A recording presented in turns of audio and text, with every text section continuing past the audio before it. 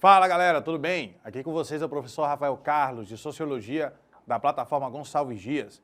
E a gente está aqui para mais uma videoaula de Sociologia do preparatório UEMA-ENEM. A gente está junto aí nessa caminhada, junto com vocês, rumo à aprovação no vestibular. E para essa videoaula de hoje, a gente trouxe o tema Indústria Cultural, que é um tema que costuma aparecer vez por outra aí, tanto na UEMA quanto no ENEM e também em outros vestibulares que tem por aí pelo Brasil. Então preste atenção, já pega aí teu material, caneta, caderno, lápis, para você anotar as dicas que eu vou te passar sobre esse conteúdo aqui de indústria cultural, beleza? Então olha só, eu trouxe algumas questões que já caíram no ENEM e na UEMA para a gente poder fazer juntos aqui. Vamos começar então? Vamos lá. Primeira questão que já caiu na UEMA. Ela começa assim. A indústria cultural, aí bem aqui você já faz o seguinte, já destaca, deixa circulado aí o termo indústria cultural. Indústria cultural é um termo que surgiu no século XX, ali com os teóricos da chamada Escola de Frankfurt, na Alemanha, também chamada de teoria crítica. Então esses pensadores, eles cunharam esse termo, indústria cultural, para se referir à produção cultural que estava cada vez mais entrando na lógica do capitalismo, da indústria, né? Estava sendo produzida muito pensando no lucro, no mercado, e não necessariamente na criatividade ou na originalidade do artista. Então a gente já começa daí, já destaca o termo para a gente poder continuar a questão. A indústria cultural é um fenômeno desenvolvido no século XX, ele está te dando um espaço de tempo, está te dando uma temporalidade, século XX, destaca também. A partir do emprego da tecnologia industrial sobre as formas de expressão artística e de informação, gerando bens voltados para o consumo, grifa, bens voltados para o consumo e para o divertimento superficial, grifa também, divertimento superficial, que você pode substituir por entretenimento. Analise as imagens abaixo que fazem alusão, fazem uma relação, às pinturas de Romero Brito, pintor brasileiro contemporâneo.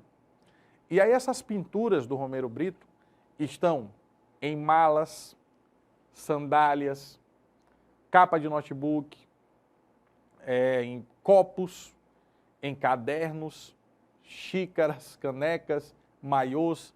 Então, eles colocaram a pintura do cara em várias coisas ali que são feitas, obviamente, pensando no mercado, pensando em vender, né? São produtos que são feitos pensando na rentabilidade, no lucro. Vamos para a pergunta. Da perspectiva da indústria cultural, é possível perceber que a lógica da produção industrial capitalista é... Vou repetir a pergunta. Da perspectiva da indústria cultural, daquilo que a gente acabou de ler, é possível perceber que a lógica da produção industrial capitalista é o quê? A lógica da produção industrial capitalista é, letra A, produzir artisticamente mercadorias voltadas para as diferenças culturais entre os povos.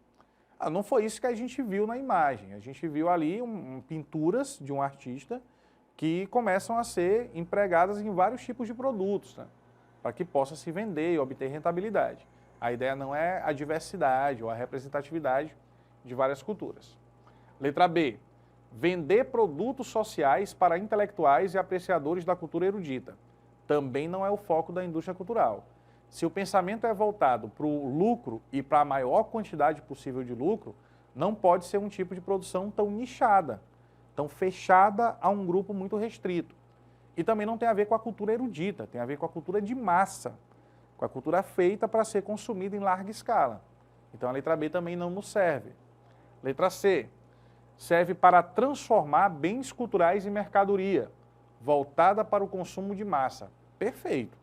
A letra C, por enquanto, é a opção que melhor responde à pergunta. Vamos ver as duas últimas. Letra D. Fornecer objetos de valor sentimental no mercado local para consumo imediato. Está muito específico, né? Mercado local, consumo imediato, não necessariamente é o mercado local. Pelo contrário, a ideia é ter um alcance de mercado global, né, que possa ser comercializado no mundo todo, comprado pela internet, para chegar depois na sua casa. Então já está errado daí. Essa questão da regionalização reduziu muito, né, a opção que é a letra D. Letra E. satisfazer as necessidades fisiológicas da população. Gente, o que tem a ver com necessidade fisiológica essa questão? Não tem nada a ver. Então a letra E está muito aleatória, né? Foge completamente do tema. A opção que melhor responde ao que foi perguntado seria a letra C. Letra C de casa é a nossa primeira questão, né? A resposta da nossa questão de número 1 dessa aula de hoje. Vamos para a questão de número 2, a segunda questão. A segunda já caiu no Enem. A primeira foi o EMA, agora é uma do Enem. A do Enem veio assim. Nos setores mais altamente desenvolvidos da sociedade contemporânea, então ele está te dando ali uma característica, né? Nos setores mais desenvolvidos, grifa, nos setores mais desenvolvidos da sociedade contemporânea, o transplante de necessidades sociais para individuais é de tal modo eficaz que a diferença entre elas parece puramente teórica. Atenção agora. As criaturas se reconhecem em suas mercadorias. Encontram sua alma em seu automóvel. Casa em patamares, utensílios de cozinha. Encontram sua alma em seu automóvel, casa em patamares, utensílios de cozinha. Então é como se os objetos passassem a representar a própria pessoa. É como se você fosse aquilo que você tem, aquilo que você pode comprar, aquilo que você pode ter. Então existe esse transplante, como o texto está dizendo, de uma identidade que sai do indivíduo para aquilo que ele possui, para os seus carros, seus objetos, a sua casa, entendeu? Por isso que existe essa relação, que é como se fosse um transplante de necessidade de identidade. O texto indica que no capitalismo, a satisfação dos desejos pessoais, grifa, desejos pessoais. Então o foco está na pessoa, está no eu, no sujeito. É influenciada por, vamos ler de novo a pergunta para entender? O texto indica que no capitalismo, a satisfação de desejos pessoais da pessoa, do sujeito, é influenciada por qual fator? Letra A. Por políticas estatais de divulgação. O que tem a ver com política estatal? Não tem nada a ver. A gente está falando aqui de consumo, de comprar coisas, né? De satisfazer desejo de consumo da pessoa. Esquece política estatal, tem nada a ver com isso. Letra B. Incentivos controlados de consumo. Tem a ver com consumo, mas não com consumo controlado. Pelo contrário. A ideia é que a pessoa seja consumista, né? Para o capitalismo, quanto mais você comprar é melhor. Quanto mais você fizer a roda do capitalismo girar é melhor. Quanto mais lucro se obter na venda de um produto é melhor também. Então esse consumo não é controlado, é pelo contrário. É a tentativa de descontrolar o consumo. De fazer com que você compre e consuma cada vez mais. Letra C. Prescrições coletivas de organização. Vamos lá. A palavra coletiva já torna a opção errada. Porque o foco aqui está onde? No desejo pessoal, está na pessoa, no indivíduo, e não na coletividade. Mecanismos subjetivos de identificação. Subjetivo tem a ver com a pessoa, com o sujeito, e ela acaba se identificando com aquilo que ela tem, com aquilo que ela compra. A letra D, por enquanto, é a nossa opção correta. Letra E. Repressões racionalizadas do narcisismo. Narcisismo é quando a pessoa ela se autovaloriza demais. Ela é muito vaidosa, por exemplo, ela é narcisista. Está dizendo que isso é reprimido. É falso. Isso não é reprimido, isso é alimentado pelo mercado. É alimentado para que a pessoa consuma cada vez mais, né? Para que ela consiga atender a esses desejos do seu próprio ego, da sua própria persona. Então aí a letra E também é o contrário do que a pergunta está nos perguntando, o contrário do que o texto está dizendo. Então a opção que melhor responde mesmo é a letra D de dado, os mecanismos subjetivos de identificação. A gente marca a letra D e acerta mais uma questão de sociologia. Vamos para a terceira questão. A terceira questão é uma questão grande. Então eu vou pedir para que tu redobre a tua atenção na leitura da questão e vá destacando as palavras que eu vou dizendo aqui para ti, beleza? Para a gente poder entender melhor a pergunta lá embaixo. Então faz sempre isso quando a questão for muito grande, Você vai listando, você vai grifando, destacando as palavras principais. Vamos lá. Indústria Cultural da Felicidade é o título do texto. E ele começa assim. Tornou-se perigoso o emprego da palavra felicidade, desde seu mau uso pela propaganda. Os que se negam a usá-la acreditam liberar os demais dos desvios de falsas necessidades. Opa, grifa, falsas necessidades.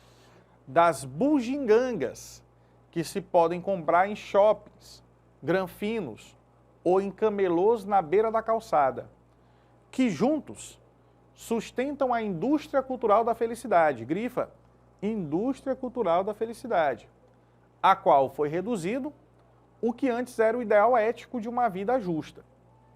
Infelicidade poderia ser o nome próprio desse novo estado da alma humana, que se perdeu de si ao perder-se do sentido do que está a fazer. Desespero é um termo ainda mais agudo, quando se trata da perda do sentido das ações pela perda da capacidade de reflexão sobre o que se faz. Aí continua o texto, calma. A felicidade publicitária, grifa esse termo, felicidade publicitária, está ao alcance dos dedos e não promete um depois. Resulta disso a massa de desesperados, trafegando como zumbis nos shoppings e nas farmácias do país em busca de alento. Esse texto está criticando a ideia da felicidade que a publicidade divulga para nós. A felicidade aliada ao consumo desenfreado, ao consumismo. Na verdade, isso não traz felicidade. Isso vai trazer ansiedade, vai trazer uma sensação eterna de insatisfação, porque você sempre vai querer comprar alguma coisa, você criou uma falsa necessidade, né? Você está comprando as coisas só por comprar, muitas vezes. Você nem precisa daquilo. Então, na verdade, a felicidade da publicidade não é a felicidade real, mas é uma infelicidade, um desespero, né? Uma insaciabilidade constante. Vamos para a pergunta. Ao reprovar a ação da indústria da felicidade, que é a indústria do consumo, e um comportamento humano, o texto associa a quê? Ao reprovar a ação da indústria da felicidade e um comportamento humano, o texto associa a, letra A, ansiedade recorrente ao lançamento de novidades do mercado. Tem a ver, né, com o que a gente leu no texto. A visita frequente ao shopping, a resolução de problemas cotidianos. Não tem a ver com isso não, né? Não dá para resolver o problema só indo para o shopping, não tem como, isso aí não faz sentido. Atitude impensada ao atendimento de necessidades emergenciais. Ó, se uma necessidade é emergencial, então ela é realmente uma necessidade, ela não é uma falsa necessidade, é uma emergência. Então também não faz sentido. A postura consumista, a crença na promessa ilusória de anúncio publicitário. Faz sentido. Ele está criticando o comportamento consumista, ele não, ela, é uma autora, né? A Márcia Tiburi. Ela está criticando a postura consumista, a crença nessa promessa da publicidade de que aquilo vai te trazer algum tipo de felicidade. Faz sentido. A vantagem econômica à venda de produtos falsificados. Não, falso, não está falando sobre isso não. Então a gente fica aqui com a letra A e a letra D. O que a gente leu no texto tem mais a ver com a ansiedade em relação às novidades do mercado ou com a postura consumista em relação aos anúncios publicitários, que prometem uma felicidade instantânea? Tem mais a ver com a letra D, né? A letra D é uma opção mais forte e por esse motivo a gente marca a letra D e acerta mais uma questão na aula de hoje. Vamos para a próxima, que é também uma questão do Enem, que fala da chegada da televisão. Vamos lá? A chegada da televisão. A caixa de Pandora tecnológica, que era meio que um apelido que os intelectuais davam para a TV, penetra nos lares e libera suas cabeças falantes. Astros, novelas, noticiários e as fabulosas, irresistíveis garotas propaganda. Versões modernizadas do tradicional homem sanduíche. Texto do Shevchenko, da História da Vida Privada no Brasil, parte 3. A TV, a partir da década de 50, ó, grifa TV e grifa época, a partir da década de 50, entrou nos lares brasileiros, provocando mudanças consideráveis nos hábitos da população. Certos episódios da história brasileira revelaram que a TV, especialmente como espaço de ação da imprensa, tornou-se também veículo de utilidade pública. Grifa, veículo de utilidade pública, a favor da democracia, na medida em que... Vamos lá, vamos ver se a gente entendeu aqui a questão. A questão fala sobre a chegada da TV no Brasil nos anos 50. E fala que ao longo desse tempo, a televisão algumas vezes cumpriu uma função muito útil à população, sobretudo quando se trata da democracia, né? De que maneira a televisão favorece a democracia? A partir de quais ações? Letra A. A partir do momento que a televisão amplifica os discursos nacionalistas e autoritários durante o governo... Peraí, como é que vai ser a favor da democracia se você está repercutindo uma coisa que é autoritária?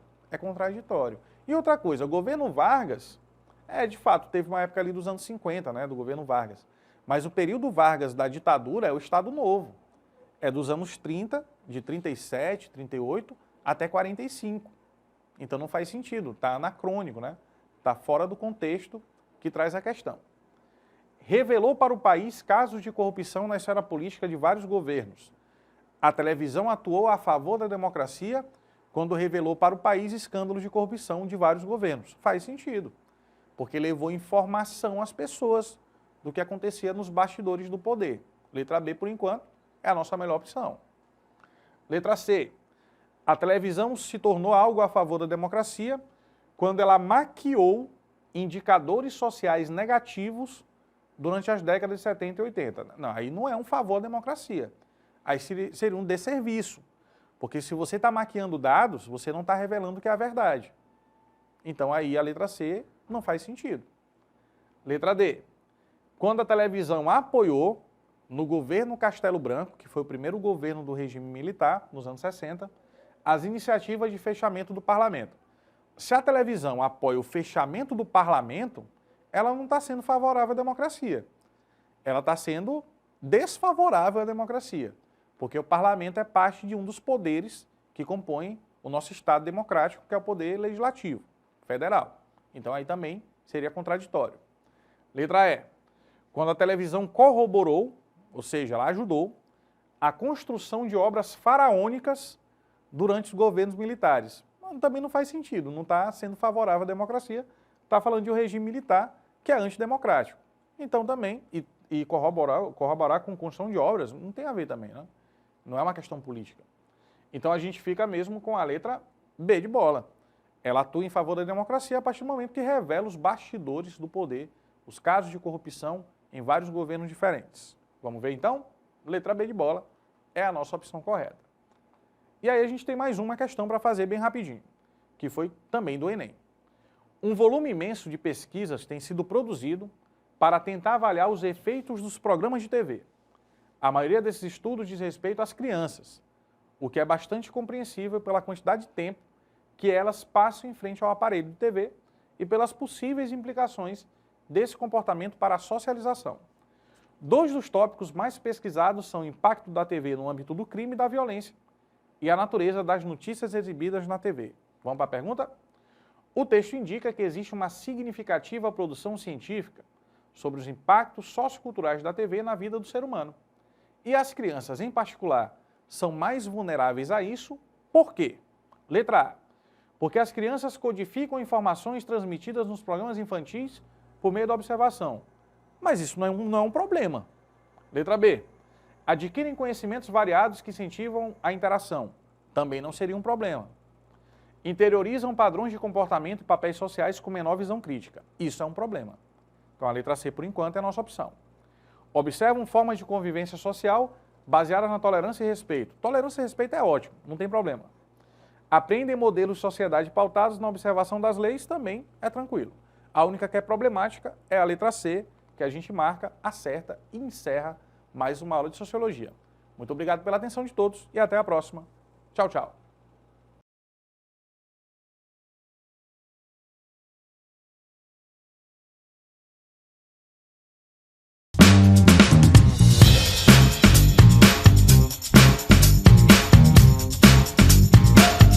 Fala galera, tudo bem com vocês? Aqui é o professor Rafael Carlos, de Sociologia, da plataforma Gonçalves Dias. E a gente está junto nesse caminho rumo à tua aprovação nos vestibulares, o EMA e Enem. Então aqui no preparatório, eu trouxe para você hoje uma videoaula sobre um assunto que, eu vou te contar, é muito possível, é bem provável cair questão sobre isso nesse ano. A gente está falando sobre globalização, tecnologia e novas formas de sociabilidade. É um assunto bem amplo e que está muito em voga, está muito na moda nos vestibulares. Então preste atenção nas questões que eu trouxe. Já pega aí caderno, caneta, lápis, tudo que for preciso para anotar as dicas que eu vou te passar sobre esse conteúdo. Combinado? Então vamos começar. A primeira questão que a gente vai fazer hoje é uma questão que caiu no Enem. E é aquela questão que é a cara do Enem. Aquele modelo que tem texto 1, texto 2, duas citações, ou seja, questão de intertextualidade, que você precisa comparar um texto com outro para conseguir acertar a pergunta, para marcar a opção correta. Vamos lá então. Texto 1. Nunca se soube tanto da vida e aparência dos outros, graças à postagem e ao compartilhamento de imagens. Vocês sabem do que ele está falando, né? Está falando sobre as redes sociais. Sobretudo as redes sociais, onde existe o compartilhamento de fotos, de imagens, né? Tipo o Instagram, o Facebook, por exemplo. Uma comissão parlamentar britânica constatou que meninas de até 5 anos de idade já se preocupam com peso e aparência. Outro sintoma do problema, segundo um relatório da comissão, foi o aumento das taxas de cirurgia plástica no país, de cerca de 20% desde 2008. Então a gente tem um dado que é, se não me engano, de 2018, aqui na citação, e que diz que em 10 anos aumentou em 20% a taxa de cirurgia plástica lá no país que é a Inglaterra. Beleza? Então olha só, a gente está falando sobre uma cultura como a nossa, onde se tem muito compartilhamento de foto, de imagem nas redes sociais, e isso acaba despertando desde muito cedo nas crianças essa preocupação com a sua imagem, né?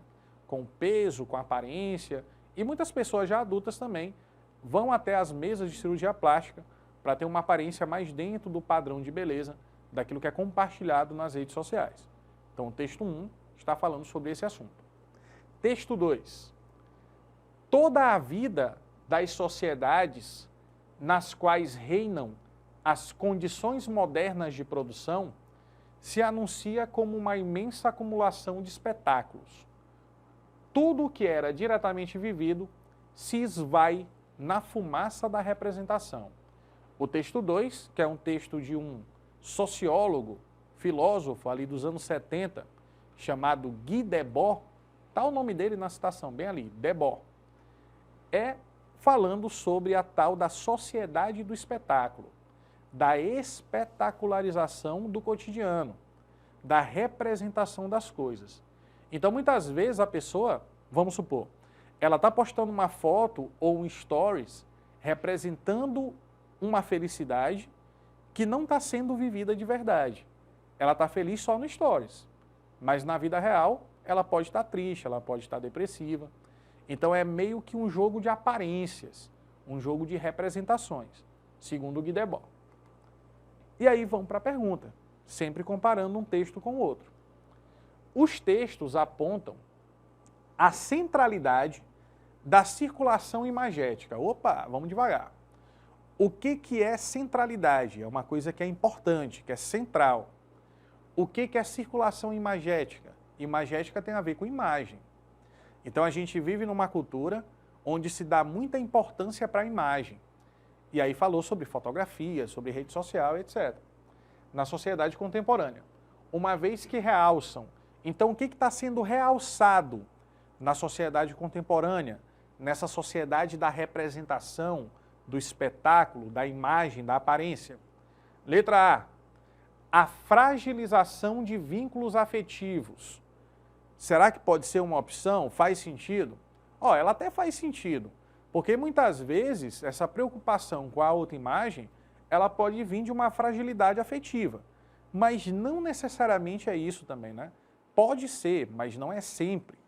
Então a letra A ela fica um pouco reduzida como opção correta. A letra B fala da fetichização da experiência vivida. É exatamente um termo correlacionado à espetacularização que o Guy Debord fala no texto 2, que a gente leu no texto 2. Então, a fetichização tem a ver com essa espetacularização, com essa representação a partir da imagem. A letra B faz sentido. Letra C, monopolização do mercado estético. De fato, o mercado estético cresceu bastante por conta dessa ideia da autoimagem, né, da aparência, mas é um tema secundário diante do que a gente leu na questão. Tem muito mais a ver com a letra B do que com a letra C. Diferenciação de modelos corporais. Se a gente fala de padrão de beleza ou padrão estético, se existe um padrão, é porque não existe diversidade, é porque não existe diferenciação. Então a letra D seria contraditória, não serve também como nossa opção correta. Letra E, personalização das dimensões íntimas. Personalizar significa tornar pessoal. Se existe uma personalização, não haveria um padrão. Então também seria contraditório com aquilo que foi lido no texto. Portanto, a opção que melhor responde ao que foi perguntado vai ser a letra B. Os dois textos tratam de uma fetichização, de uma espetacularização, de uma representação da experiência vivida no cotidiano. A partir das redes sociais, das selfies, dos stories, do trato da autoimagem, da aparência, beleza? Então a letra B faz sentido e é a nossa opção correta. Vamos para a próxima questão, questão que tem charge, questão que caiu no Enem PPL. Ei, atenção para um detalhe. Toda vez que você olhar na prova uma questão que tem a charge, figura, imagem, você primeiro identifica o tema da questão. E aí depois você analisa a imagem. Não faz o contrário, senão se atrapalha. Eu vou te dar a dica de novo. Toda vez que tem figura, tirinha, que tem foto ou charge, você nunca começa analisando a imagem. Você sempre começa vendo se encontra o tema da questão. E o tema geralmente está onde? Está na pergunta. Nesse caso aqui, o tema já está logo em cima. Então, tu não precisa fazer esse exercício. Ele já está aqui direto, as redes sociais. Então, você já vai grifar. Redes sociais tornaram-se espaços importantes de relacionamento e comunicação. Grifa. Redes sociais, espaços de relacionamento e comunicação. Então, a gente vive numa era da informação, numa era das redes sociais, das mídias sociais, onde grande parte da nossa vida e nosso cotidiano também estão expressos nas redes sociais, no Instagram, no Twitter, no Facebook, ok? Então, é sobre isso que ele está falando no texto. E aí tem uma charge. A charge é a pessoa está na igreja, no confessionário, e ela está ali dizendo, padre, eu pequei. E o padre responde, eu já sabia, porque ele está com o Facebook aberto, né? É como se tudo que a pessoa faz, ela posta. Então, as pessoas sabem o que ela faz. As pessoas sabem onde ela está. As pessoas sabem com quem que ela estava. E aí o padre, obviamente de forma irônica na charge, faz essa relação. Eu já sabia, porque tudo tu posta no Facebook, ou no Instagram, ou no Twitter. Então é fácil saber, né, o que a pessoa está fazendo, o que ela não fez. Aí o cara fala, padre, eu pequei, e ele fala, eu já sabia, olhei no Facebook. A charge apresenta o impacto da internet, grifa, o impacto da internet na vida dos indivíduos. Quando faz referência a quê? Então essa charge que a gente viu, do cara indo se confessar e do padre dizendo que já sabia, porque ele tinha olhado no Facebook. O que isso impacta? Qual é a referência que existe na charge? Letra A. A ampliação do poder dos clérigos no controle dos fiéis. O cara pega uma coisa que é secundária. O tema da questão não é esse. A questão tem a ver com a privacidade sendo perdida. A partir do momento que as pessoas postam tudo o que fazem nas redes sociais. Não tem a ver com o poder da igreja, não tem nada a ver com o clero.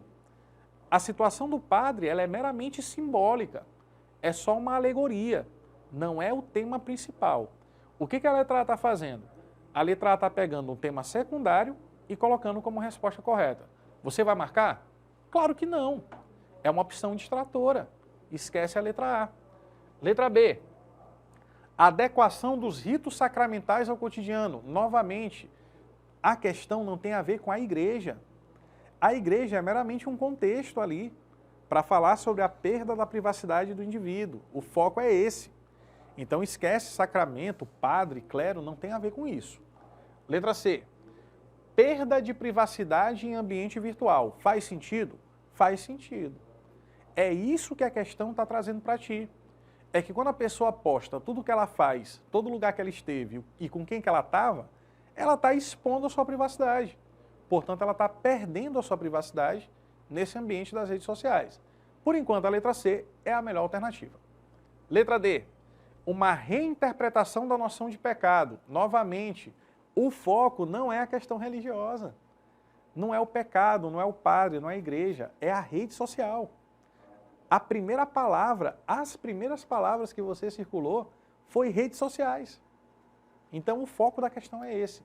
Não vai desfocar do tema da questão. Letra E. Modernização das instituições religiosas. De novo, não tem a ver com religião. Ali a igreja é só um contexto.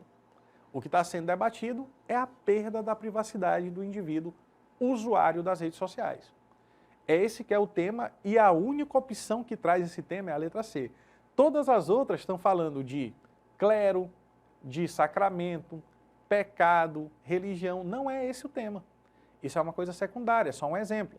O tema mesmo é a perda da privacidade nas redes sociais, portanto, no ambiente virtual. A gente marca a letra C de casa e acerta mais uma questão. Essa daí é a letra C. Vamos para a próxima. A próxima questão é um pouco grande, né? Bem grande o texto, grandona, do Muniz Sodré, que é o autor do texto. Vamos dar uma lida com calma, para a gente ir destacando as partes ali que são mais elementares, mais importantes. Na sociedade contemporânea, aí você já destaca. Ele está te falando de uma época, que é a sociedade de hoje em dia. Na sociedade contemporânea, portanto, atual, onde as relações sociais tendem a reger-se por imagens midiáticas, grifa de novo as imagens midiáticas, né? A imagem de um indivíduo, principalmente na indústria do espetáculo, grifa indústria do espetáculo. A gente acabou de fazer uma questão ainda há pouco que falava de sociedade do espetáculo, das representações, da aparência, é exatamente isso.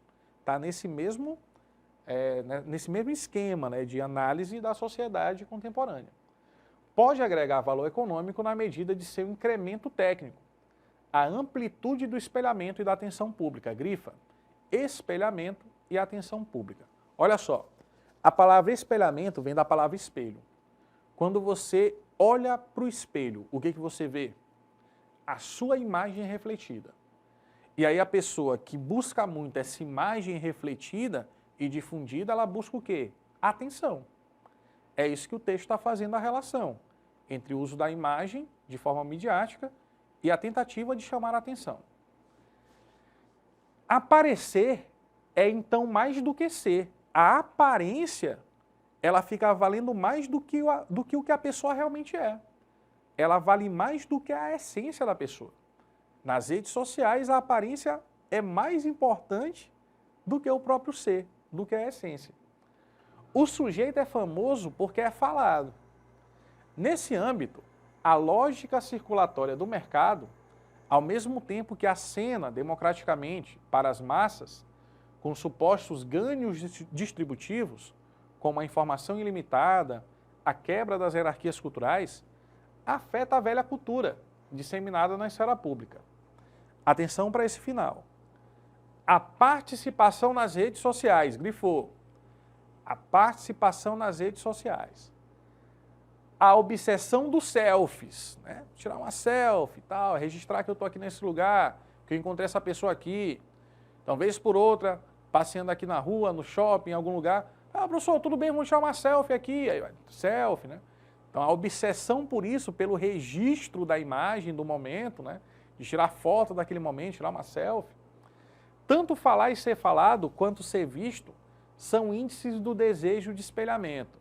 Espelhamento vem de espelho, imagem refletida, certo? Lembra disso, vai ser importante para acertar a questão. A pergunta é, a crítica contida no texto sobre a sociedade contemporânea enfatiza o quê? O que essa crítica que a gente leu sobre redes sociais, obsessão das selfies e desejo de atenção e espelhamento, o que ela está enfatizando? Letra A prática identitária autorreferente. Vamos devagar. O que é identitária? É aquilo que tem a ver com a identidade. O que é autorreferente? Que refere-se a si mesmo. A prática de uma identidade que refere-se a si mesmo. Quando você utiliza a sua imagem de forma veiculada, quando você quer viralizar de alguma forma, por causa de um tweet, ou de uma foto, alguma coisa assim, você está com esse desejo de espelhamento, de atenção pública, de trato da identidade a partir da sua imagem. A letra A faz sentido. Letra B, dinâmica política democratizante. Em nenhum momento a gente falou sobre política. A gente falou de rede social, de selfie, de desejo de atenção. Então, a letra B está fora do tema. Letra C, produção instantânea de notícias. Bom, na internet é possível fazer isso, mas o foco aqui não é a notícia, é a imagem, é a selfie, é a foto, são as redes sociais. Então o foco é outro. Letra C também descarta. Letra D, processos difusores de informação. A internet difunde informação, compartilha informação, mas o foco não é a informação, é a imagem, é a rede social, é a atenção que a pessoa quer para si. Então, a letra D também não serve. Letra E, mecanismos de convergência tecnológica. Nossa, está muito técnico a letra E, né? Não faz sentido com o que a gente leu. Então, até por exclusão, a melhor opção que a gente tem é a letra A. A selfie, o desejo de espelhamento, de atenção pública das redes sociais, tem a ver com essa prática identitária que refere-se a si mesmo. Portanto, autorreferente, letra A, a gente acerta. E vamos para a última questão dessa videoaula de hoje. É uma questão do Enem Digital. Então fica ligadinho para ver como é que eles cobraram lá. Ao lado da indústria da moda, a do rock é o melhor exemplo da vendabilidade elástica do passado cultural. Com suas reciclagens regulares de sua própria história, na forma de retomadas e releituras, retornos e versões cover. Nos últimos anos, o desenvolvimento de novas tecnologias acelerou. Então a gente sabe disso, né? A internet, os streams, YouTube, Spotify, várias plataformas de música, de vídeo. E de certa maneira, essa nova tecnologia que avançou democratizou esse processo, a ponto de permitir que as evidências culturais do rock sejam fisicamente desmanteladas e remontadas como pastiche e colagem, com mais rapidez e falta de controle do que em qualquer época. Vamos traduzir isso aqui? Como existe hoje muitos streams, muitas possibilidades de ouvir música pelo YouTube Music, Spotify, por exemplo, então hoje em dia não se tem mais a materialidade do CD, do vinil. É mais fácil para uma banda gravar uma música e disponibilizar em uma plataforma, sem ter que lançar um disco, né? Então esse processo ficou mais rápido, mais instantâneo. Vamos para a pergunta. O rock personifica o paradoxo da cultura de massa, que é a cultura pós-moderna. Visto que seu alcance e influência globais, combinados com a sua tolerância, criam o quê? Então, o rock, com a sua influência global e o seu caráter de tolerância, né, de abraçar várias vertentes, criam uma subversão ao sistema cultural vigente. Não, porque o rock também é parte desse sistema. Ele também está inserido nessa lógica, né? Identificação de pluralidade de estilos e mídias. Faz sentido. Homogeneização dos ritmos, pelo contrário. O rock é bastante diverso e plural, existem vários estilos dentro daquilo que se chama rock. Desvinculação identitária nos hábitos de escuta, falso, porque o rock, queira ou não, ainda é música. Então ele ainda depende dessa questão auditiva, né? Então existe uma vinculação. Formação de confluência de métodos e pensamentos, não necessariamente, porque o rock também defende a diversidade. Então a opção que melhor responde é a letra B. A gente responde letra B, acerta e encerra mais uma aula de Sociologia. Obrigado pela atenção de todos e até a próxima videoaula. Tchau, tchau.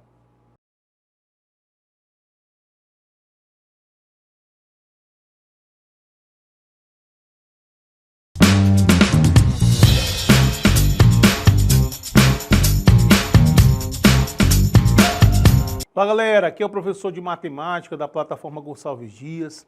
Está aqui preparando aqui uma revisão, uma mega revisão Paz o Enem, destinada aos alunos da terceira série e os demais que vão fazer a prova do Enem, vão fazer a prova da UEMA, tá? Então eu sei que é um objetivo de vocês estar na universidade e a gente está aqui para dar esse apoio, dar esse auxílio, a gente está numa reta final de preparação.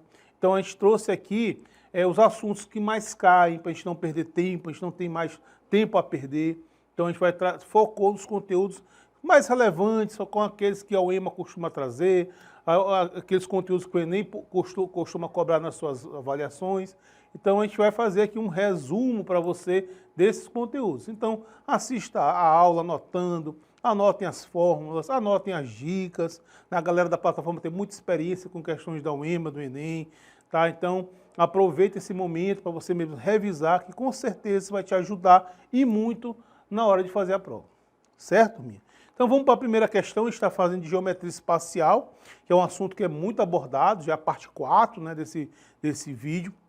E aí é um assunto que é muito cobrado, tanto na UEMA como no Enem. Essa questão ela trata de uma fórmula de Euler, que é a fórmula que relaciona vértice, aresta e face de um poliedro. A bola de futebol evoluiu ao longo do tempo e atualmente é um icosaedro truncado formado por 32 peças, denominadas de gomos, e geometricamente de faces. Nessa bola, 12 faces são pentágonos regulares e as outras hexágonos também regulares. Os lados dos pentágonos e dos hexágonos são iguais e costurados. Ao unirem-se os dois lados costurados das faces, formam-se as arestas. O encontro das arestas formam os vértices. Quando cheio, o poliedro é similar a uma esfera. O número de arestas e o número de vértices existentes nessa bola de futebol são respectivamente. Ora, ele traz uma fórmula de Euler, turma, que essa fórmula aqui envolve A de arestas, V, vértice e F são as faces, tá? Então vamos lá, ele quer saber quantas são as vértices e quantas são as arestas. Turma, as faces, ele deu aqui, são 32 peças, tá? Então você tem 32 peças, ele fala que são pentágonos e hexágonos regulares. E falou que são 12 pentágonos. Turma, se são 12 pentágonos, você vai ter quantos hexágonos? 20. Então você tem 12 pentágonos e 20 hexágonos. Então dessa fórmula aqui, a quantidade de faces eu tenho. Eu preciso saber a quantidade de arestas e a quantidade de vértices. Olha, quantas arestas tem? Turma, se você tem 12 pentágonos, né? Arestas são esses lados aqui, ó. Tá? São as arestas. Então se você tem 12 pentágonos e 6 hexágonos, ora, e cada pentágono são 5 lados, e cada hexágono são 6 lados, eu posso calcular a quantidade de arestas para a seguinte forma. São 12 pentágonos, de 5 lados, eu multiplico por 5. Somado com os 20 hexágonos, multiplicado por 6. Certo? Agora um detalhe bastante importante. Eu não posso deixar só assim, porque veja bem, as arestas elas são compartilhadas, ó. Essa aresta, por exemplo, é a aresta desse pentágono e desse hexágono, tá? Então, se eu fizer isso aqui, eu vou contar a mesma aresta 2 vezes. Então, o que eu vou fazer? Então, se você contou 2 vezes e não pode, você divide por 2. Certinho? Então, você vai ter aqui o quê? Aqui vai dar 60, né, turminha? Aqui vai dar 120. Então, a quantidade de arestas vai ser igual a 180 dividido por 2, ó. Aí você já tem aqui 90 arestas. Beleza. Aí eu já sei que já vai fazer só a letra D ou a letra E. Bom, falta você encontrar, então já encontrei esse carinha aqui, ó. Aí eu venho nessa fórmula, que é a fórmula de Euler, e vou calcular o V. Só substituir agora, ó. O 90, no caso aqui, o A é 90, mais 2, vai ser igual ao V, que eu quero saber, mais 32. Certo? Aí você vai ter o quê? 92 igual a V mais 32. 32 está só para cá, você vai ter 92 menos 32 igual ao vértice. Então você vai ter que o vértice vai ser igual a 60. Então, turminha, a resposta correta da questão é a letra D, 90 e 60. Beleza, galera? Questãozinha boa da UEMA. Beleza. Segunda questão. Uma empresa de construção civil deseja construir uma caixa d'água de forma cilíndrica, certo? De modo que suas paredes sejam delineadas por 2 círculos concêntricos, de raio Rzão 3,5 e Rzinho 3 metros, respectivamente, conforme ilustra o desenho. Tá? Turma, isso aqui nós chamamos de coroa circular, né? Que é a região delimitada por 2 círculos concêntricos. Então, na figura, você tem esse Rzão vale 3,5, 3,5 metros, e você tem esse Rzinho que é 3 metros.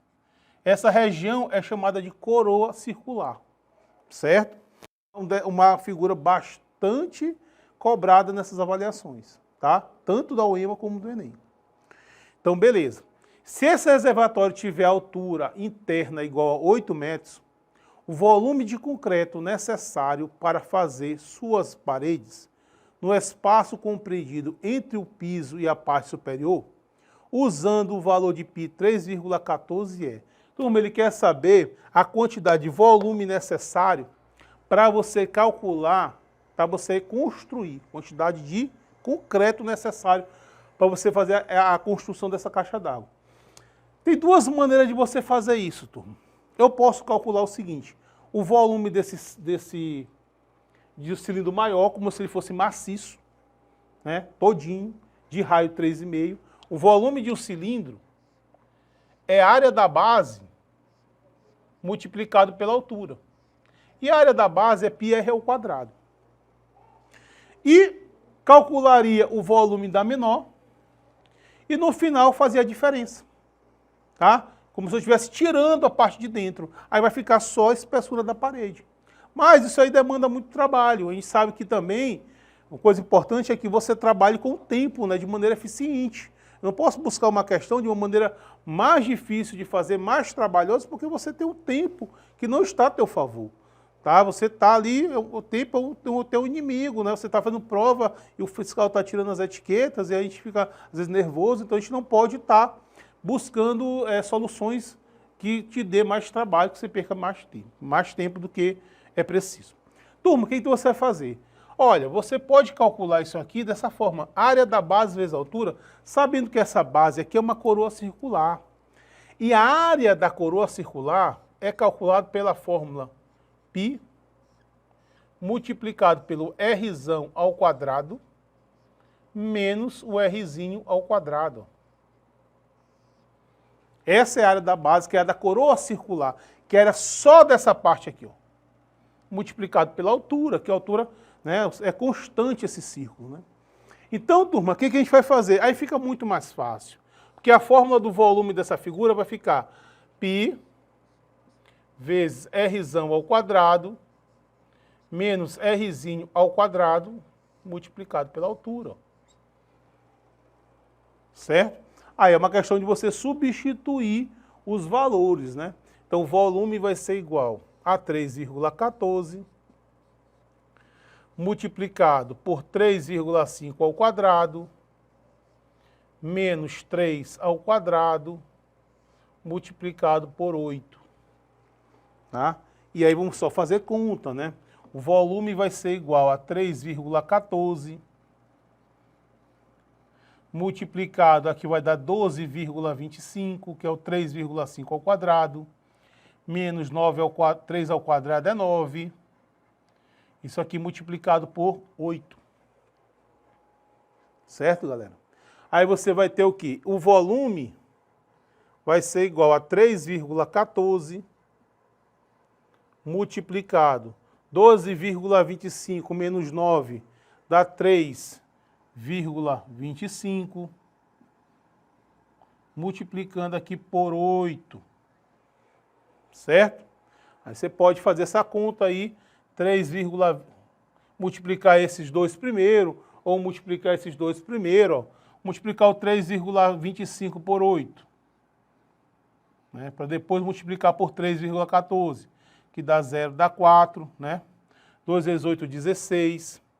16 com 4 vai dar 20, fica 0, dá 2. Né? 3 vezes 8 dá 24, com 2, 26. Dois números após a vírgula, né? Aí vai ficar 3,14 multiplicado por 26. Tá? Se você fizer essa conta aí, você vai encontrar aqui 81,64 metros cúbicos. Essa é a quantidade aí de concreto necessário para que você construa essa cisterna. Então, minha questão, uma das coisas que diferencia, né? Já até comentou aqui em vídeos anteriores, as questões da UEMA, como as questões do Enem. A questão do Enem, ele tem 45 questões. Então, ele não vai te botar muitas contas para você fazer, né? Porque você não tem tempo. Então, geralmente, ele aproxima valores. Por exemplo, o PI, que é 3,14, na maioria das questões que envolvem PI na UEMA, ele aproxima para 3. Só que isso no Enem. Na UEMA, como são 4, 5 questões de matemática, ele não tem essa preocupação, não. Então, essas continhas aqui, que às vezes é chato de você fazer, isso aí você tem que ir trabalhando, tá? Porque a UEMA não vai, e não quer saber disso aí, não. Se você vai fazer muita conta ou não, porque são poucas questões de matemática. Não, Enem não. Enem não. Vamos facilitar um pouco, para não fazer tanta conta, né? Para que tenha tempo para fazer as 45 questões, que é muita questão. Certinho, galera? Então, é isso aí, questãozinha 2 da UEMA. Vamos para a questão 3, que é a questão do Enem. Olha só, turma. Para resolver o problema de abastecimento de água, foi decidido, numa reunião de condomínio, a construção de uma nova cisterna. A cisterna atual tem forma cilíndrica, com 3 metros de altura e 2 metros de diâmetro. E estimou-se que a nova cisterna deverá comportar 81 metros cúbicos de água, mantendo o formato cilíndrico e a altura da atual. Após a inauguração da nova cisterna, a cisterna antiga será desativada. Utilize 3 como aproximação para π. Qual deve ser o aumento em metros do raio da cisterna para atingir o volume desejado? Olha, galera, que eu falei ainda agora no vídeo. Olha a aproximação que ele fez para π. Tá? Nessa questão, aproximou π para 3. Não para 3,14, né? Que o número decimal dá mais trabalho de ser trabalhado que o número inteiro. Certo? Então, para você não perder muito tempo. Então, turma, olha só. Então, você tem uma cisterna antiga, né? A cisterna antiga aqui, ele tem 3 metros de altura e diâmetro 2. Outra coisa importante, ele deu o diâmetro, né? Diâmetro é 2 vezes o raio. Então, daqui para cá, ó, essa medida daqui para cá, vale 2. Acontece que nas fórmulas de volume, você não usa você não usa diâmetro, você usa o raio. Então, o raio aqui, ó, é 1. Se o diâmetro é 2, o raio é 1. Aí o que ele quer fazer? Ele quer desativar essa cisterna, que é uma cisterna maior. Ele falou o seguinte, que ele vai manter o formato cilíndrico e vai manter a altura. A altura vai permanecer a mesma. Aí eu pergunto para vocês, galera, se ele quer manter o formato, vai ser o mesmo cilindro. Se ele quer manter a altura, o que ele vai mudar? Ele vai mudar justamente na medida do raio. O raio vai ficar maior, tá? Então é isso que ele vai mexer. Aí ele quer saber o seguinte, quer saber de ti o seguinte, quanto é que vai aumentar, certo? Outra coisa bastante importante é que você leia o comando da questão, né? Qual deve ser o aumento em metros do raio da cisterna para atingir o volume desejado? Ele não quer saber qual vai ser o novo raio. Ele quer saber quanto aumentou, tá? Então, turma, nova cisterna, ele vai ter 81 metros cúbicos. Então, qual vai ser, o que eu tenho que saber? Eu tenho que descobrir qual vai ser o raio, que eu vou chamar de Rzão, dessa nova cisterna, para eu comparar com o raio da antiga cisterna, que é 1 metro, para saber quanto aumentou. Tá? Volume do cilindro, π, é assim, é a área da base vezes a altura. Toda a figura espacial que, por exemplo, tem essa base aqui, ó, igual a essa, você pode fazer essa fórmula, área da base vezes a altura. Acontece que essa base aqui é um círculo, né, turma? E a forma do círculo é πr ao quadrado. Então você tem que o volume do cilindro é igual a π vezes r ao quadrado, aqui é Rzão ao quadrado, multiplicado pela altura h. Tá? Essa fórmula que calcula o volume de um cilindro, π vezes Rzão ao quadrado. Então, turma, o que eu quero saber? Eu quero saber que é esse raio. O volume eu tenho. Eu tenho o volume, eu tenho o π, eu tenho a altura. Precisa saber quanto é que é esse raio aí. Tá? Então, vamos substituir aqui. Ó. Vai ficar 81. O π, ele pediu para substituir por 3. O raio ao quadrado, eu não sei quem é. É o que eu quero saber. Multiplicado pela altura que ele pediu para permanecer a mesma. Certo? Então, você vai ter 81 igual a 9Rzão ao quadrado. Multiplicando esse 3 aqui com esse 3 aqui. Tá? A gente pode aí inverter o sentido da desigualdade, né? 9Rzão ao quadrado igual a 81. Só fiz a inversão, por isso não precisou mudar sinal. O Rzão ao quadrado vai ser igual a 81 dividido por 9. Né? Aí você vai ter que o Rzão ao quadrado é igual a 9.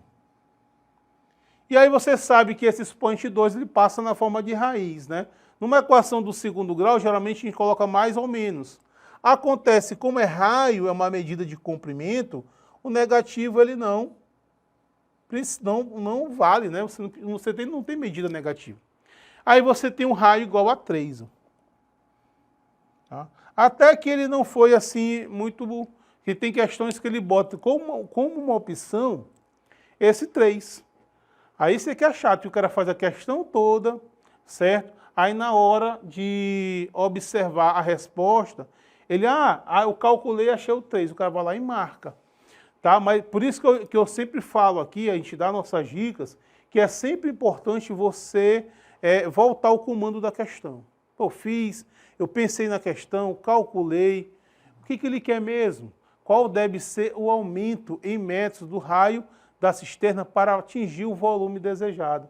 Ora, turma, o Rzinho era igual a 1. O Rzão aqui é igual a 3. Então, para você saber quanto aumentou, basta você fazer a diferença, né? 3 menos 1.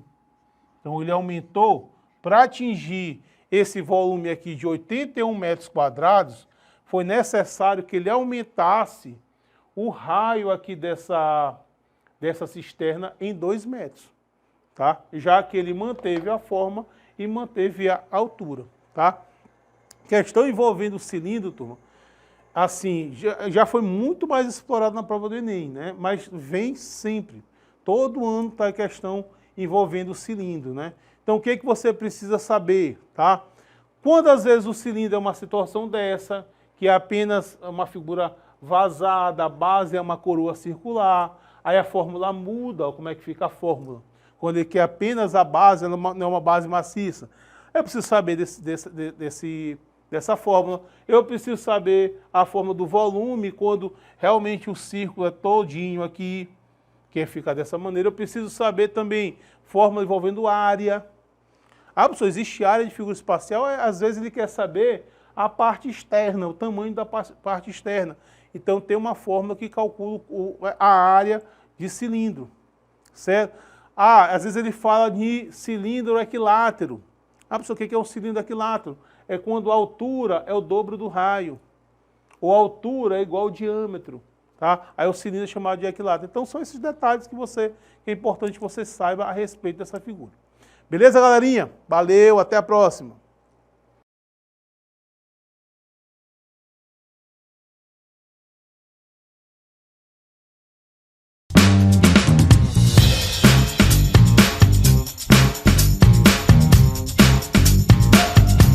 Olá, galerinha, aqui é o professor Maroni Bergen, professor de matemática da Rede Estadual de Ensino, da plataforma Gonçalves Dias. Estou aqui mais uma vez com vocês aqui para a gente dar continuidade à nossa mega revisão Paz do Enem, tá? Para a galera lá do ensino médio, terceira série, que está aí focada para fazer a prova do Enem e da UEMA no final do ano.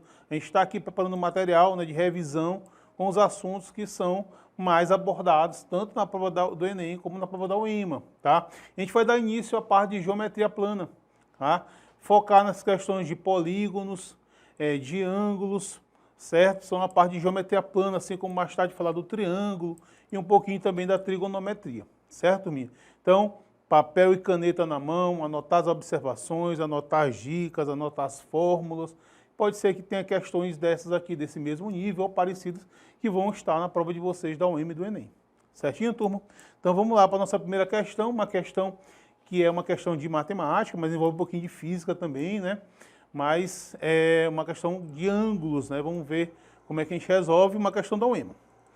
Nos últimos anos, tornou-se evidente que os cabos óticos estão substituindo o fio de cobre como meio de apropriado de transmissão do sinal de comunicação.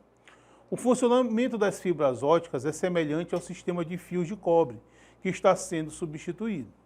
A diferença é que as fibras óticas funcionam pelo princípio da reflexão total, que ocorre quando os raios de luz que seguem determinados percursos dentro da fibra são totalmente refletidos na interface núcleo-casca, permanecendo no interior do núcleo. Conforme a figura, o ângulo entre o raio incidente e o raio refletido da fibra ótica é de 110 graus. Considere que a parte interna da fibra ótica se comporta como um espelho plano. O ângulo entre o raio refletido e a casca da fibra ótica é igual a, tá? Então, uma questão que envolve matemática, envolve um pouquinho de física, né? Então, você tem aqui a fibra ótica, né? Aqui a parte que é o núcleo, né? Aí você tem aqui o raio incidente e o raio refletido. Raio incidente e o raio refletido, né, turma? A questão, como dado, ele diz que esse ângulo aqui, entre o raio incidente e o raio refletido, é um ângulo de 110 graus. Tá? Então, esse ângulo aqui é um ângulo de 110 graus. Beleza? Informação da questão. O que ele quer saber, né? Qual é a pergunta dele? O comando da questão. Ele quer saber qual o ângulo formado entre o raio refletido e a casca. Tá? Então, turma, ele quer saber quanto é esse ângulo aqui, alfa, né? Tá? Então, considerando que esses raios eles são refletidos com o mesmo ângulo, né? Então, esse ângulo alfa aqui, do raio refletido com a casca, que eu chamei de alfa, então esse ângulo aqui entre o raio incidente também é o quê? Também é alfa. Certo? Então, turma, se você perceber isso aqui com calma, o que vai acontecer? A esses ângulos, a soma desses três ângulos aqui, mede quanto? Mede 180 graus. Você tem aqui, ó, um ângulo raso, esse ângulo todinho aqui, ó, é um ângulo raso ou um ângulo de meia volta. Tá? Então, quer dizer, se eu somar esses três ângulos aqui, ó, a soma desses três ângulos resulta em um ângulo de 180 graus, que é um ângulo raso. Beleza? Então a gente pode montar aqui uma pequena equação, turma. Ó. O ângulo alfa somado com o ângulo alfa mais 110 graus vai ser igual a 180. Igual a 180 graus. Então você tem aqui uma equaçãozinha do primeiro grau, cuja sua incógnita é justamente o alfa. Beleza? Então, só basta você resolver agora essa equação aqui, que é uma equação do primeiro grau, né? Esse 110 passa para lá, com o sinal trocado, né? Aí você vai ter alfa mais alfa igual a 180 graus menos 110 graus. Beleza? Aí você tem que alfa mais alfa é 2 alfa. Aí você tem que 180 graus menos 110 graus, isso representa 70 graus. Certinho? Aí o que acontece? Esse valor aqui de 2 que está multiplicando, eu passo ele para o segundo membro dividindo.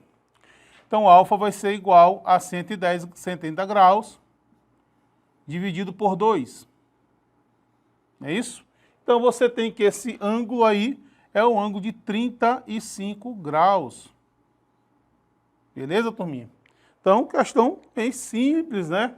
Ela tem um enfoquezinho na física, na parte de ótica, mas tem uma aplicação matemática aqui, né, da questão de ângulos, beleza? Então, nossa resposta correta é a letra C de casa. Questãozinha da UEMA, né? Certo, turma? Então, vamos lá para a segunda questão. Essa aqui é uma questão do Enem.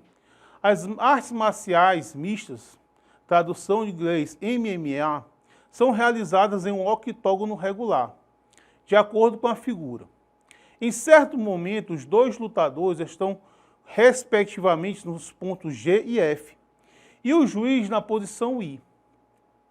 O triângulo IGH é equilátero, e G e F é um ângulo formado pelas semirretas com origem na posição do juiz, respectivamente, passando pelas posições de cada um dos lutadores.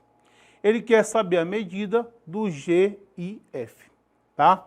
Galera, aqui nessa questão tem algumas coisas, alguns conceitos que a gente precisa entender. Tá? Primeiro, o que é um octógono regular? Tá? Octógono é um polígono, né, de 8 lados. Quando ele fala polígono regular, ele quer dizer que esse polígono tem lados e ângulos iguais. Tá? Então, esse polígono aqui, todos eles têm a mesma medida de lado. Esse lado aqui é igual para todos eles. Certo, turminha? Beleza, é uma coisa importante. Certo, ele fala na questão que tem dois lutadores posicionados aqui. Aqui é um ponto I. Na posição G e na posição F. E o juiz está na posição I. Tá? Ele fala que outra informação que ele dá é que esse triângulo IGAH, desculpa, que é um H, ele é um triângulo equilátero. Turma, outro conceito? Triângulo equilátero. O que é um triângulo equilátero? Veja que a questão está cheia de conceitos. Triângulo equilátero é um triângulo que possui os lados iguais. O triângulo equilátero é um exemplo de um polígono regular. Então, os lados são iguais, turma. Ora, se todos os lados são iguais, esse aqui, ó, tem a mesma medida dos lados do octógono, então tudo isso aqui tem a mesma medida. E outra coisa bastante importante, turma, é saber que qual é o ângulo de um triângulo equilátero. Tá? Olha, se todos os ângulos são iguais, porque ele é um polígono regular, e a gente sabe também que a soma dos ângulos internos de um polígono, de um triângulo equilátero, triângulo qualquer, é 180 graus, então quer dizer que cada ângulo desse aqui, turma, é 60 graus. Ó.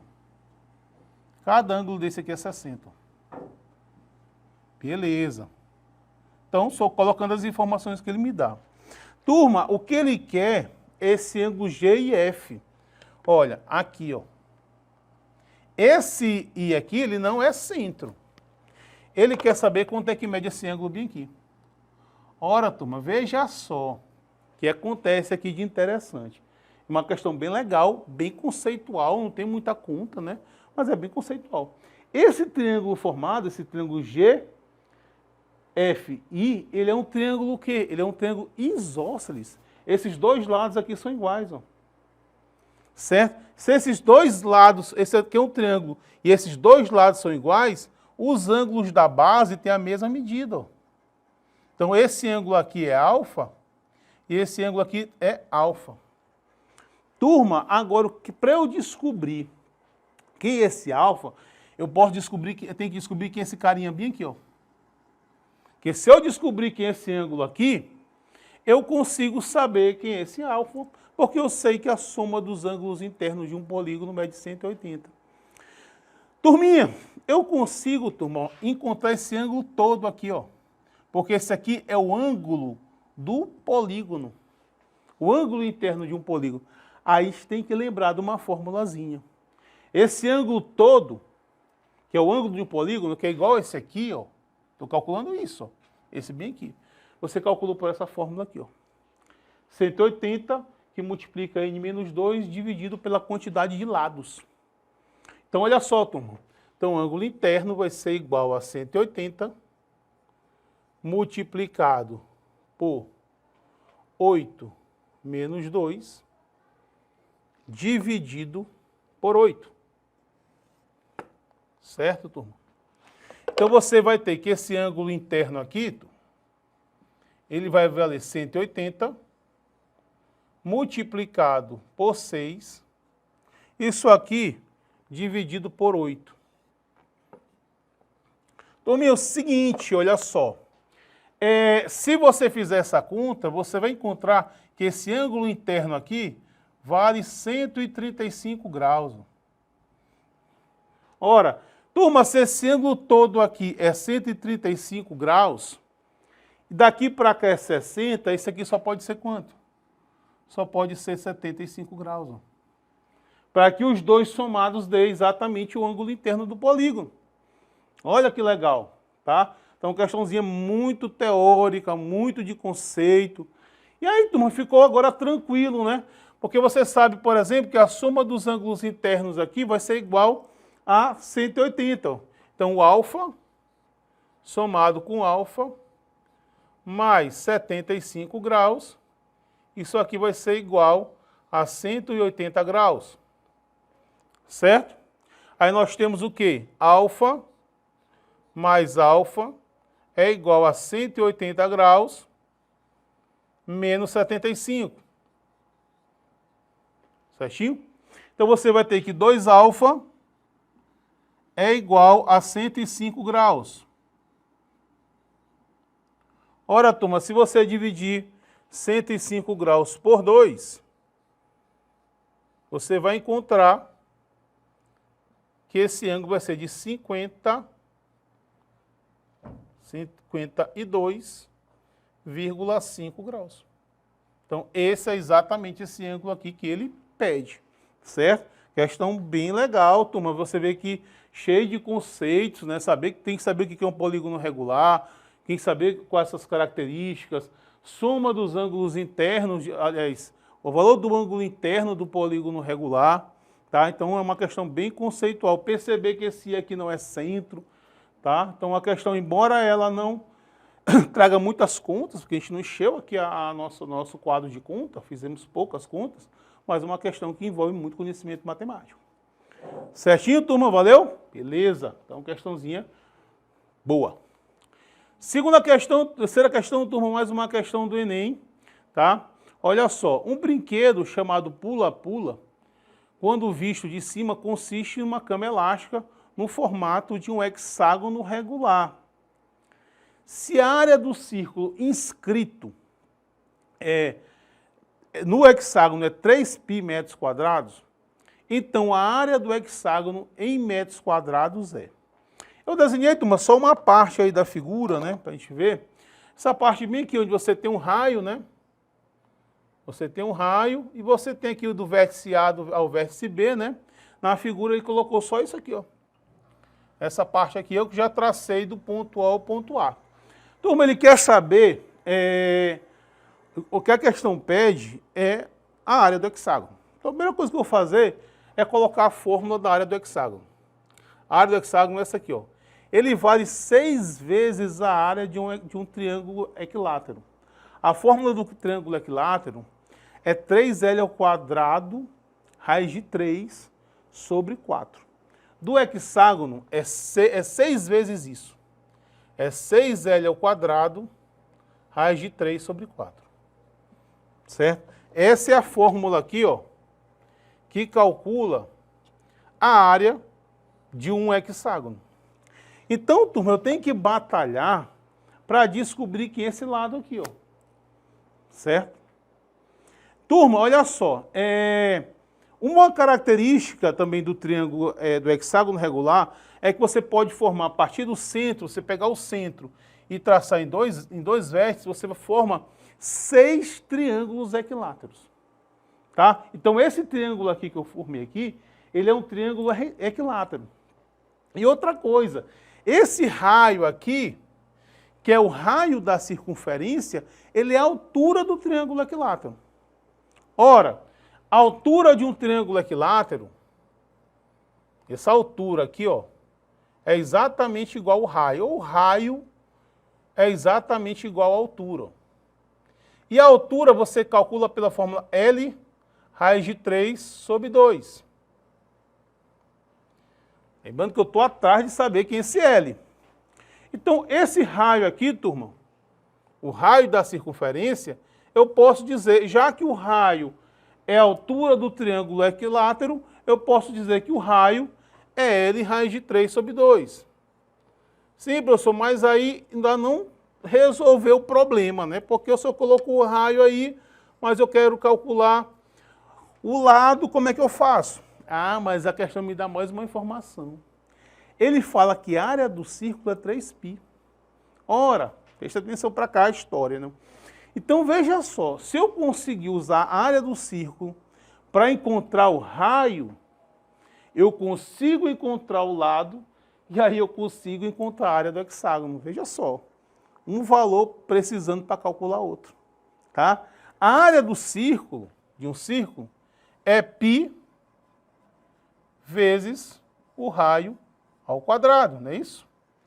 Ele falou, ele disse na questão que a área é 3π.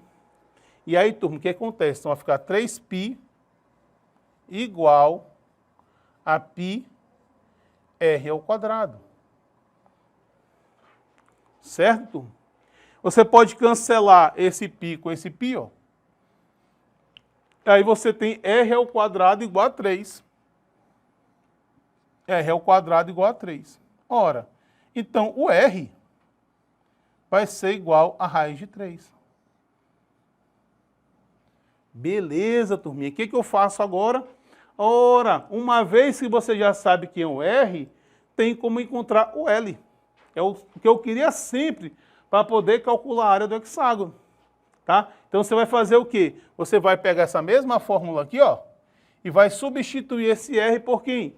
Por raiz de 3, que é o valor que eu encontrei. Tá? Então você vai ter raiz de 3 é igual a L raiz de 3 sobre 2. Certo? Se você fizer aqui meio pelos extremos, né? Multiplica aqui cruzando, você vai encontrar o quê? Vai encontrar aqui raiz de 3. Vai ficar L raiz de 3 é igual a 2 raiz de 3. Certinho? Turminha, aí basta você cancelar esse raiz de 3 com raiz de 3. Ó. Beleza? Aí você encontra que o L é igual a 2. Tá? Certinho? Beleza, é o que eu queria, é o que eu fui buscar. O L para poder calcular a área do hexágono. Aí basta eu substituir, ó. A área vai ficar o quê? 6 vezes 2 ao quadrado multiplicado pela raiz de 3. Isso tudo aqui dividido por 4. É isso? Vamos resolver essa potência aí, né? Vai ficar 6 vezes 2 ao quadrado é 4, multiplicado pela raiz de 3, isso aqui tudo dividido por 4. Certo, galera? Então, o que eu posso fazer aqui, turma? Aqui eu posso cancelar esse 4 com esse 4, porque a divisão dá 1. E 1 na multiplicação é elemento neutro. Aí você vai ter que a área vai ser igual a 6 raiz de 3. Certo? Questãozinha também de poucas contas, mas também de muito conhecimento de propriedade. Então, ó, anote essa fórmula da área do hexágono, anotem essa fórmula aqui da altura de um triângulo equilátero. Então, essas informações elas são valiosas, porque vez ou outra caem questões dessa aí nas provas, tanto do Enem como da UEMA. Tá? Então, às vezes, o aluno deixa de fazer uma questão por conhecimento teórico. Tá? Então, primeiro na matemática você conhece a teoria, você conhece as propriedades, as fórmulas, para depois você possa aplicar isso na resolução das questões, na resolução dos problemas. Certinho, turma? Então, valeu, show de bola, até a próxima.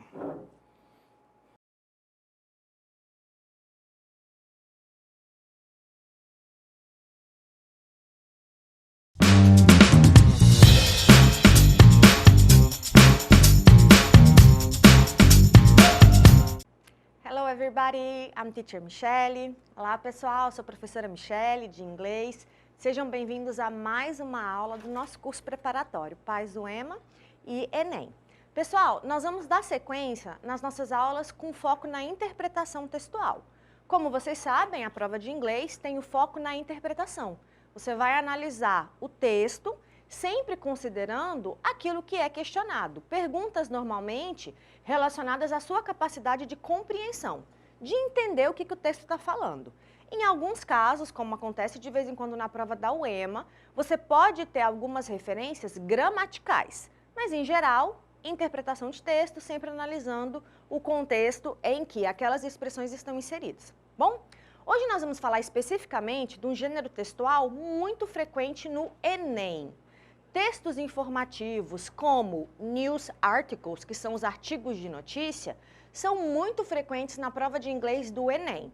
A UEMA não usa com tanta frequência os textos de notícia, tá? Esse gênero notícia, relato de um fato. Mas a UEMA usa textos informativos. Textos, por exemplo, mais recentemente nós vimos, falando sobre contextos culturais, textos que falavam sobre a história dos pets e a relação entre as pessoas, ou mesmo textos bem específicos falando de vegetais, do plantio de alguns vegetais, como que essas plantas crescem, como que elas devem ser replantadas. Então, são temas informativos, mas não necessariamente a notícia. Então, nós vamos falar um pouquinho desse gênero ou desse tipo de texto, tá bom? O que a gente destaca? News articles are non-fiction text. Ou seja, os artigos de notícias são textos não fictícios. São textos baseados em fatos. Com isso, a gente observa que o objetivo desses textos é de informar, de educar os leitores a respeito de um evento da atualidade. Então, quando a gente vê current affairs ou events, são assuntos ou eventos atuais, correntes. Bom, o que eu destaco desse tipo de texto? Nós temos as notícias, que é muito frequente no Enem, como eu já falei. Vale a pena vocês olharem, por exemplo, alguns dos veículos mais famosos em língua inglesa. New York Times, por exemplo, que é um jornal americano, The Washington Post, BBC, são alguns sites que vocês encontram em inglês. E algumas dessas notícias são extraídas desses veículos. Artigos online, biografias, textos ou brochuras, posters, imagens que falam sobre informação, como por exemplo os infográficos ou os panfletos que trazem informações ou sínteses de eventos. Reviews, que são as críticas, as revisões, textos que têm, por exemplo, como objetivo analisar como foi a estreia de um filme, como foi a estreia de uma peça teatral, de um livro, o lançamento dele. Então, análises que são baseadas em críticas de especialistas. Outra coisa que eu quero destacar com vocês é que esse tipo de texto, eles trazem alguns elementos que normalmente são padrão. Então, por exemplo, titles and subtitles. títulos e legendas. É frequente você observar isso. Tem sempre uma fonte de onde aquele texto foi retirado. Cabeçalho ou as manchetes, que vai dar um destaque para você e vai te ajudar no processo de interpretação. Termos que estão destacados, também grande frequência. Eu sempre digo para os meus alunos que se o autor se preocupou em colocar alguma coisa sublinhado, em negrito ou em itálico, é porque aquilo é importante. Então, vale a pena você dar uma atenção um pouquinho maior para isso. Palavras-chave, diagramas, tabelas, gráficos, mapas, infográficos que misturam aquela ideia da percentagem com uma informação escrita, números e as fontes. Então, são exemplos que vocês vão encontrar nesse tipo de texto, nos textos que trazem como característica a informação. Olha, por exemplo, vamos analisar algumas questões para a gente ir para a parte prática. Olha esse texto que já vem com o título. Olha como o título te desperta algumas informações. Ele te ajuda a acionar o seu conhecimento prévio sobre determinado assunto. Olha o título, New Vaccine Could Fight Nicotine Addiction. De cara, tem algumas palavras que te chamam a atenção, ó.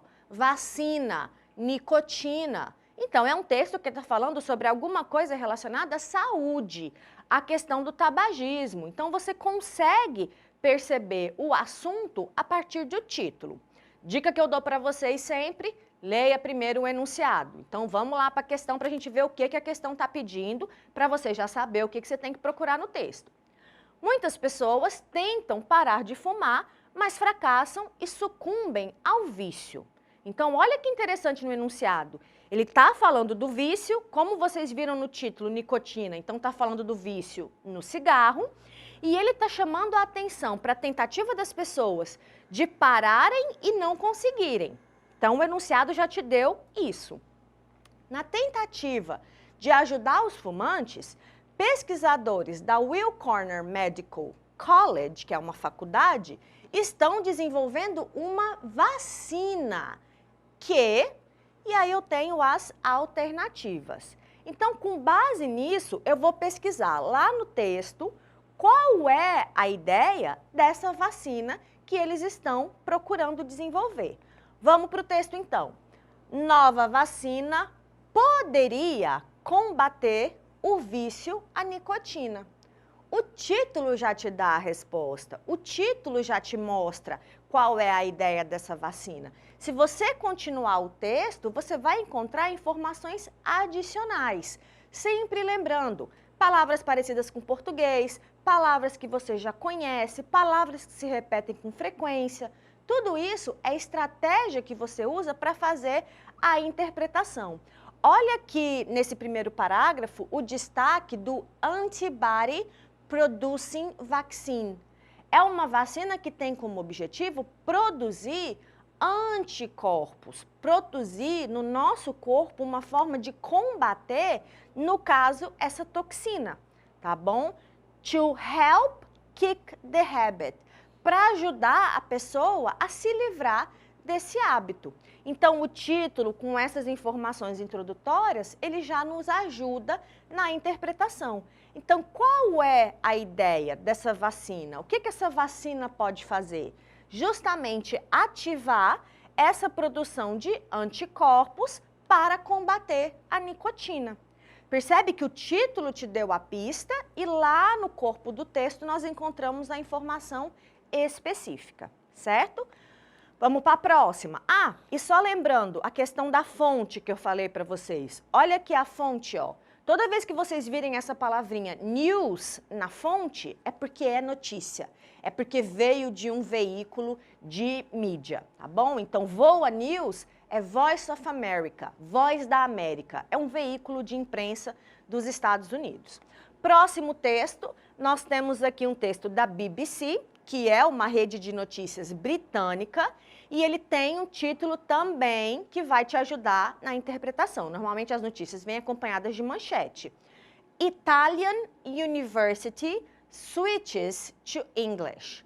A universidade italiana para o inglês. Switch, talvez é uma palavra que você não conheça, mas pelo texto você consegue identificar do que está falando. Switch significa mudar, fazer a troca, tá bom? Então, o título traz algumas palavras-chave. Vamos lá para o nosso enunciado para ver o que está sendo tratado. A fonte, como eu já mencionei, BBC, que é um veículo britânico. Olha o enunciado da questão. As línguas têm um papel importante na comunicação entre as pessoas de diferentes culturas. Formação básica, só te dando um contexto sobre o assunto do texto. Qual é o assunto? Línguas, processo de comunicação, o veículo que você usa para se comunicar. Diante do movimento de internacionalização no ensino superior, a Universidade Politécnico de Milano decidiu. Então, olha só, nesse enunciado, uma palavra que se destaca, internacionalização. Quer dizer, transformar uma instituição local em uma instituição que tenha um alcance internacional. Então, considerando esse processo de você internacionalizar, a universidade adotou uma medida. Então, vamos voltar para o texto. Olha o título. A Universidade Italiana, ela muda para o inglês. Então, olha a relação entre o que o enunciado nos falou com o título. O enunciado destacou que uma universidade italiana está passando por um processo, ou está reconhecendo o processo de internacionalização. E o título destaca que a universidade decidiu usar o inglês, usar a língua inglesa. Por que a língua inglesa? Porque o inglês atualmente tem status de língua franca, de língua universal. É o idioma que pessoas de diferentes países usam para se comunicar, bom? Então vamos lá. O texto, ele chama a atenção. Usando o seu conhecimento prévio, você vai pensar. Universidade da Itália, faculdade na Itália. A Itália tem como idioma o italiano, não é inglês a língua oficial, é o italiano. Mas para fazer parte e para se engajar nesse movimento da internacionalização, eles decidem adotar o inglês. Olha o primeiro parágrafo, ó. O foco da pergunta foi Universidade de Milano. Olha aqui a universidade, ó. Politécnico de Milano. Is going to switch to English language. Vai mudar para o inglês.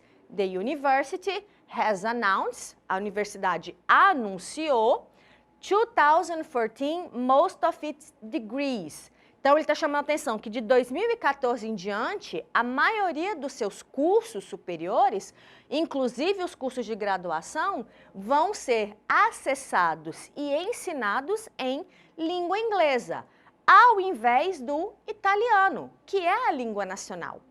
Então, olha que para achar a resposta, eu não preciso ler o texto todo. É uma coisa que eu sempre falo para vocês nas nossas aulas, quando a gente vai resolver as questões. Então, qual é a decisão? É justamente substituir a língua nacional, que é o italiano, para inserir o inglês nesse contexto de globalização, tá bom? Vamos para mais um. Outro texto de notícia também com o título que se destaca e a fonte é New York Times. Normalmente nas notícias vocês vão observar o título e vai aparecer uma referência, por exemplo, de onde o texto veio, quem escreveu, quem é o autor.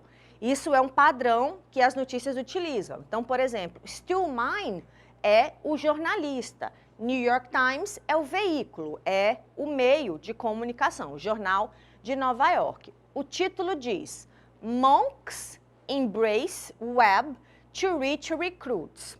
Aqui tem uma palavra monks que talvez você não conheça, mas eu já vou mostrar para vocês o significado dela. Web, vocês sabem que é a rede, recruits, recrutas. Palavras parecidas com o português. O enunciado chama a atenção para o seguinte, a internet costuma ser um veículo de comunicação associado às camadas mais jovens da população, embora não exclusivamente a ela. Tá? Então, ele te dá um contexto. Os jovens, apesar de não serem os únicos, com maior frequência usam a rede para obter informação, como veículo de comunicação. Segundo o texto, a razão que levou os religiosos a fazerem uma campanha publicitária na internet foi o ou a. Então, olha o que o enunciado trouxe para nós. Grupos religiosos Então, o título destacou a palavra monks. Se está no título, é importante você fazer um esforço para tentar identificar o que é. Olha nas alternativas uma palavra que aparece em todas. Monge, monges, monges, monges. Ou seja, monks, que está lá no título, se refere a monges. Os monges são os religiosos que a notícia está focada. Fazerem uma campanha publicitária. Então, a gente observa que a notícia está falando de uma campanha que os monges fizeram na internet, na rede. O título está chamando atenção para quê? Rede Recrutas. Então, olha como o título já te dá a indicação da resposta, já te dá a pista do que você tem que procurar. Lembra que o Enem trabalha com essas questões mais globais, a sua capacidade de identificar o assunto do texto. Tá? Então, o texto discorre o seguinte: The Benedict Monks, os monges beneditinos, trazem dessa instituição aqui, ó, dessa localidade, tiveram um problema. Tá? Então, o texto, o primeiro parágrafo dá essa introdução. They are aging and their numbers have fallen to 12. Eles estão envelhecendo e a quantidade caiu para 12, comparado com 24 em 69. O título falou de recrutas. Tá? Então, os monges decidiram ir para a internet para elaborar uma campanha com vídeos, blog, tudo isso é parecido com português, tá? Eu estou mostrando para vocês como você analisaria o texto. Cantos gregorianos, um toque, ringtone, vocês sabem, é o toque do telefone, né? O toque do celular, a musiquinha que a gente ouve quando o telefone toca. Então, eles decidiram usar essa campanha como forma de alcançar a geração mais jovem. Aí tem uma citação, quando você vê aspas, é porque é a fala de alguém. Tá? Então, alguém disse, se a internet é o jeito que o jovem se comunica, então é lá que a gente tem que estar. É lá que nós temos que procurar divulgar a nossa informação. Essa palavra embrace quer dizer abraça, ela tenta trazer, ela tenta atrair, através da rede, o maior número de recrutas. Então, os monges abraçaram a rede, eles usaram a rede como veículo para alcançar novos recrutas. Vamos ver quais as alternativas a gente tem?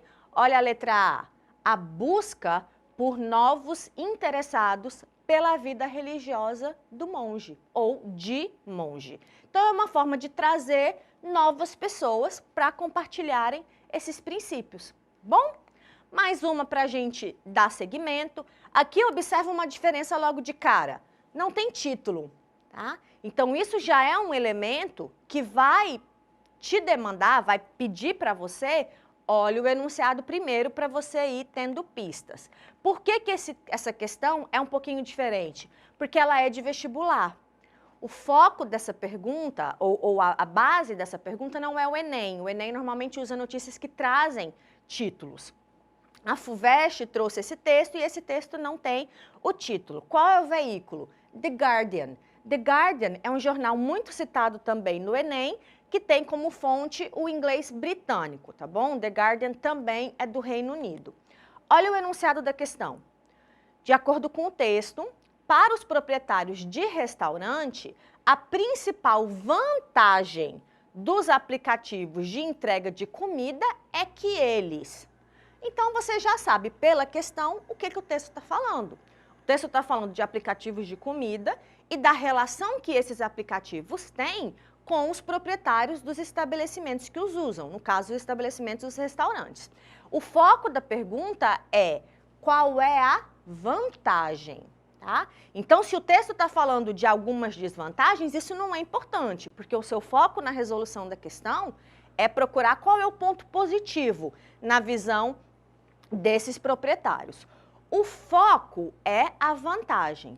Então, o texto tem vários parágrafos, é um texto um pouquinho maior do que os outros que nós analisamos. Normalmente, as notícias que o Enem traz não são tão extensas, tá bom? Então, é um texto que tem vários parágrafos, tá? Agora, o meu foco é o quê? É na vantagem. Então, olha nesse parágrafo aqui como ele começa. The good news. quer dizer a boa notícia. A boa notícia, logicamente, é uma coisa positiva, então é uma vantagem. Aí ele diz, delivery platforms, as plataformas de delivery, are not as evil as some would portray. Está chamando a atenção que elas não são tão maléficas quanto se imagina. They are competing against other services. Eles competem com outros serviços. E eles querem listar os restaurantes como forma de lucro. Aí ele chama a atenção, talvez ao invés de ficar lutando contra essa onda dos aplicativos, os restaurantes deveriam abraçar essa ideia, usar isso ou ver isso como algo positivo, porque vai ampliar a forma, o círculo deles de alcançar clientes. Então, olha como eu tenho de alternativas algumas opções que vão nessa direção. As plataformas possuem uma estrutura de marketing que possibilita a expansão do círculo de clientes, tá bom? Pessoal, a gente encerra por aqui a nossa aula de hoje. Não deixem de acompanhar os nossos conteúdos. Fiquem bem, se cuidem, continuem estudando. Até a próxima e bye, bye!